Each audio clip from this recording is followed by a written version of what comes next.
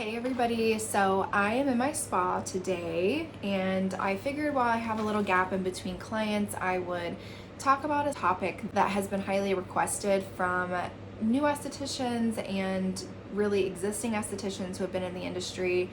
But really the topic comes down to starting your own business.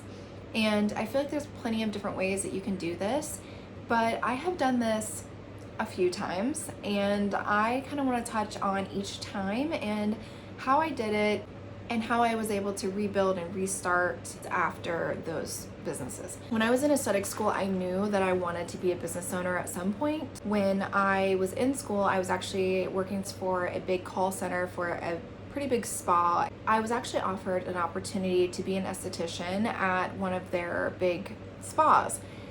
And I actually had been talking with my stylist at the time who did my hair regularly, and she had suggested that I go there and get a little bit of experience in working with a bigger brand or bigger name before going out on my own. I completely agreed with that. I took her advice and was going to take that job.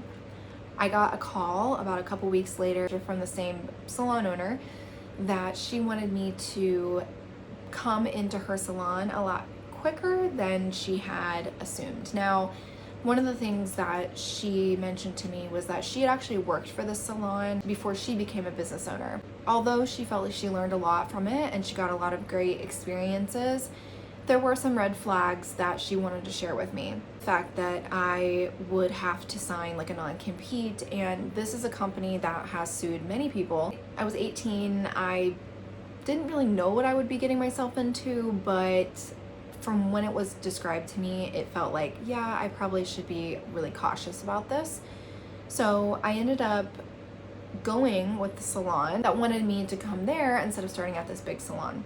What that meant was it was a booth rent salon. I was able to work out something with the owner in order to get myself on my feet. I was able to help with the receptionist duties, so whether that was like cleaning bowls, doing laundry, checking clients in and out, greeting people, stocking product shelves, you name it, I was doing it. That also helped me get more familiar with like her clients, the clients in the salon, helped me start to create relationships within the salon, because at the time I was the only esthetician. So it actually was a huge benefit of mine to be able to be in a salon that has a set clientele and they can already feed me clients. I ended up doing that for a while and got paid for that. Now I will say, if the owner is going to be paying you for this, make sure you fully understand the tax part of everything going on with that, because although I was told that that would be under the table, which don't do under the table. At the time I thought, oh, this is fine, I was 18, didn't realize, don't do under the table. Just because you don't want to get into a situation that you owe money or anything like that. But what happened to me was when tax time rolled around, this salon owner came to me and gave me a 1099. And that meant that I needed to pay all these taxes, all the money that I earned while receptioning. With my business part of that, it did not help because it just looked like the business had way more income than it did. And so anyway, I owed a lot of money. And so that was not fun for me. And that kind of created a wedge between me and the salon owner. And obviously other things happened after that. Not only did I help with the reception, the thing when starting the business, I obviously didn't have any money. I was 18. I had worked while in high school and while in aesthetic school, but I just never made the money to save. And so since my schooling was so, at the time, inexpensive, I mean, it's still expensive, but compared to a 4-year college, it was like nothing. And so my grandparents would always help out with each grandchild, and so I was helped with some money to start that business. Now, I didn't really know much about like how much money do I need and all this stuff, so budgeting that out and figuring out how much it was going to cost, like a lot of it, I think I went overboard. So with my first booth rental business, I started the business with $6,000. Now at the time I was like, that is a ton of money, like a ton of money. And now looking, I'm like, that's like nothing. But for just a booth rental business, that is a ton of money.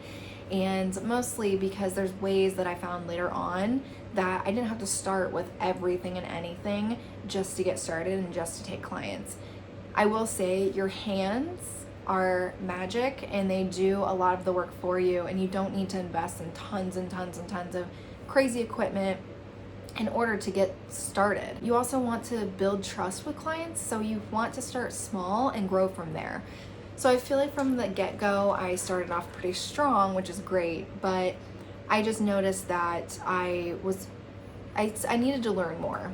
And so after a couple years doing that, I was doing well, but I felt like I just needed to learn more from other people, and I felt like I needed to experience a different salon or spa culture. I worked for a couple places for a little while, and by the time I was ready to get back into business owning, and I really just felt like that's where I needed to be.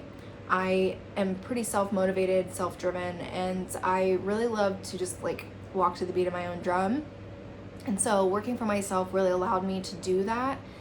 I will say not everyone can work for themselves. It takes a lot of discipline and dedication to do that. But I did find, working for other people, that's where I needed to go back and put my time in.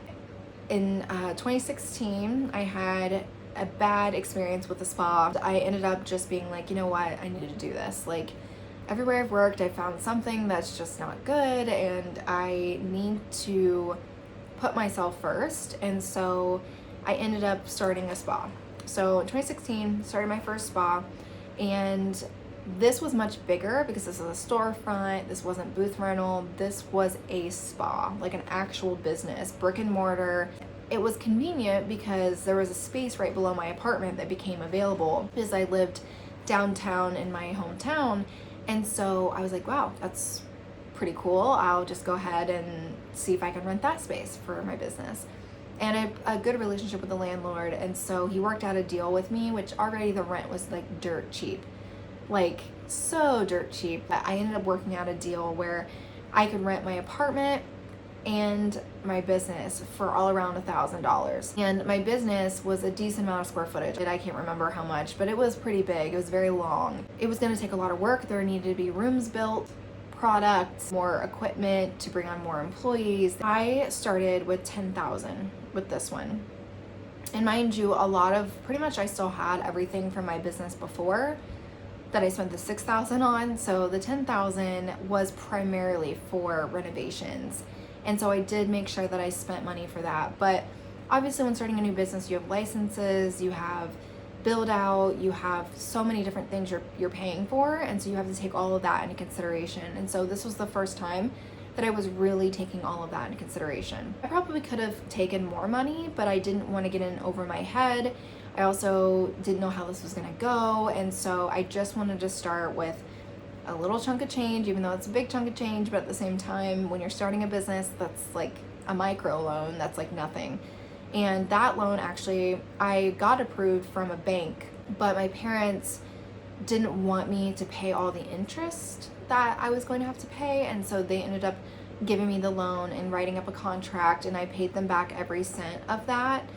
But that helped me tremendously. I just had like the help of my family. So like if there was a low month or something like that and I was struggling to make the payment, which I think happened like maybe once, it didn't happen a lot, but they were more understanding. If you have family to help you, I highly recommend it. A lot of the time when you're starting businesses for the first time, like getting family help is going to get you there quicker than having to just go through the loan process and pay all this extra money. Like, take the help if you have it. At the time, I was like, oh, I don't want to like get help from my family again. I want to do this on my own. But I needed it. I just did. It's a lot to save up money for a business to get started anyways. And so if you have something that's going to help you kind of get like a jump start to that, then I highly recommend doing that. With that business, I ended up merging that business. So I had that for 2 years, and there was a salon in town, and I have another video where I talk about all of this. I won't get into that, but I did merge the business. Well, that ended up not being a very good situation. And after about 1.5 years, I was basically leaving that business. And what that meant was when we merged the business became basically one business. I wrote down everything I brought into the business for the most part. That's a whole other topic because there was some interesting things that were said in that process that swayed me to not write every little thing down when I really would have written every little thing down that I brought into that business, but I didn't. There was a good portion of it. So it ended up being really dramatic, drawn out separation of me leaving. The process took 6 months for me to actually fully get out of everything, but I ended up being able to get $1,000 and my aesthetics equipment. Now, aesthetics equipment meaning like a few machines and that's it, and then I had some decorative items, but I did not get everything. There's still things that are still there. So that is one thing. It felt like, well, I had spent $16,000 in total of building up a business somewhat. I mean, obviously some of it was construction, build out, stuff like that. That stuff I didn't take with me, but a lot of it I had invested, from 2011 all the way to 2019. And so that was a really hard thing because I felt like I worked really hard for that and I got kind of screwed in that. And so that led me to my next journey. What I did when I went into my next situation, because I did not want to business own right away. I needed a break. I needed to regroup, see what I needed to do, where I needed to go. And so I ended up working somewhere for a little while during this whole process. The week that I got the $1,000 and then the equipment is when I ended up moving into a salon to booth rent. I started in that room, a room in the back of a salon, and I started that business literally with $1,000 and the equipment and some of the decorative items that I had. Ever since then, I've not had a loan at all, and I've been running my business. It'll be 3 years in April. Because of things I've learned as far as educating myself on business, I've been able to find ways to make everything budget friendly and be able to grow slowly again and kind of redo everything the right way. Now that I've learned so much over the years, I've really been able to change the approach of business ownership and what that looks like.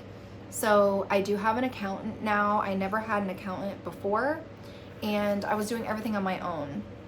And now with an accountant, I'm able to look at my profit and my loss. If I wanted to go get a loan, I could take that and show them and hopefully get approved, but I have not had to get any loans in this process.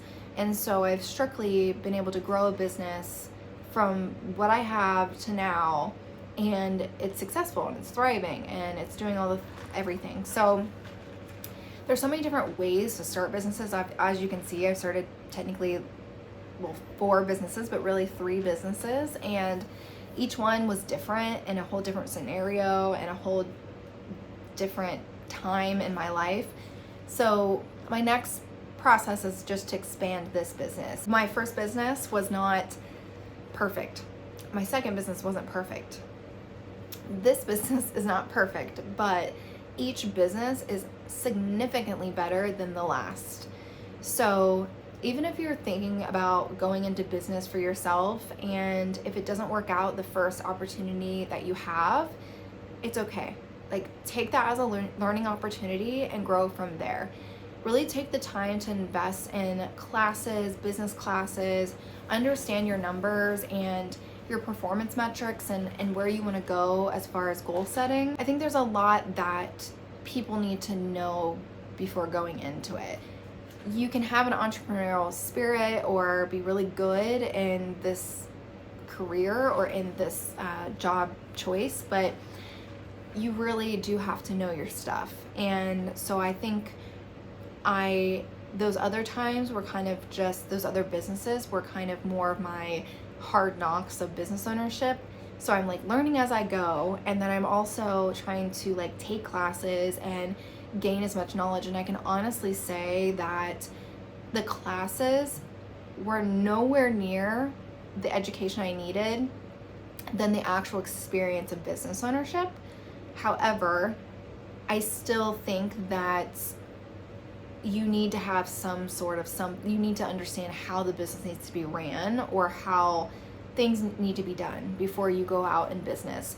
For yourself, it's one thing, but when you're gonna have other employees and it gets bigger than just you, then that's when it really gets harder, and you really have to know the ins and outs of business ownership, having employees, paying taxes. These things cannot slip through the cracks because people come after you. It's pretty serious. But as far as business ownership, I plan to have a class on this and how one of the best ways to start an aesthetics business, whether that be on your own or in more a bigger setting with employees and things like that, or how to hire employees. I will have classes in my Esthetician's Path to Empowerment network. It's a private network.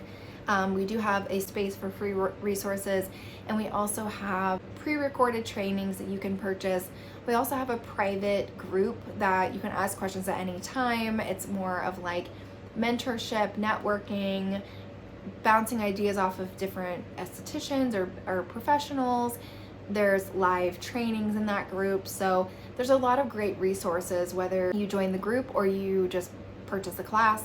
I'll also have in-person classes released on there and dates for that. Definitely, if you're interested in business ownership and it's really been something you've wanted to do for a long time and it's a passion of yours, and I say that specifically passion because it takes a lot to grow and to build a business and do it successfully.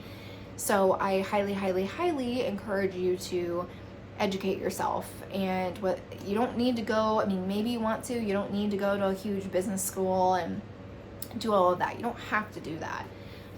But if you're going to get into business ownership, you have to have some sort of drive or want to make it happen, because business is a roller coaster. It goes up and down and all around, and it's crazy, and you have to be ready for anything that can come your way, because you could be having like a normal day and then something comes out of left field and you're just like, what in the world? There's a lot of ways to start your business small and build on that, and so I highly encourage you to think of that when you're starting a business. Don't feel like you have to go all out for it. Just start small and build on that. Definitely check out my network. I will link that in the description. Please don't forget to like and share this video. I would love to grow my YouTube community, help more professionals like you. If you have questions, please comment below. I hope this helps you if you're looking to get on your entrepreneurial journey. Again, thanks a lot. Good luck on business ownership.